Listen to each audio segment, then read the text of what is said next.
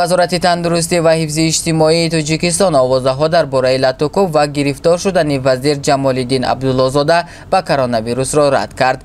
وزیر تندرستی و حفظ اجتماعی امروز در شهر مسکو روسیه جهت انجام یک سفر کاری قرار دارد. اطلاع داد امامعلی میرزا سخنگوی وزارت تندرستی. حضور نداشتن وزیر تندرستی در نشست مطبوعاتی و مراسم قبولی 1.5 میلیون وای واکسینه ارائه نموده آمریکا در شبکه‌های اجتماعی حدس و گمان‌هایی را با وجود آورد.